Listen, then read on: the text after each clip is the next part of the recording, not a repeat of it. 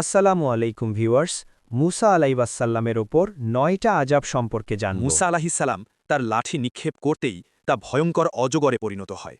ফেরাউনের দরবারে এ দৃশ্য ছিল আল্লাহর প্রথম সুস্পষ্ট নিদর্শন।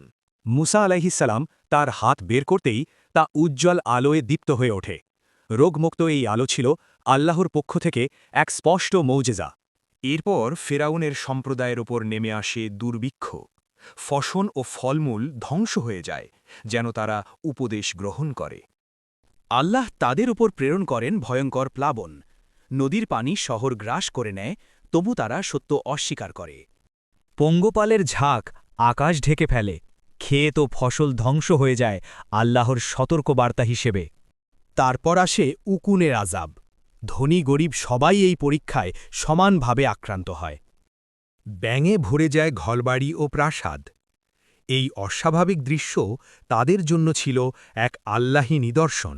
নদীর পানি রক্তে পরিণত হয়। পান করার মতো এক ফোঁটা বিশুদ্ধ জলও তারা পায়নি। অবশেষে সমুদ্র বিভক্ত হয়ে যায়। মুসা আলাইহিসসালাম ও বানি ইসরাইল নাজাত পান, আর ফেরাউন ডুবে যায়।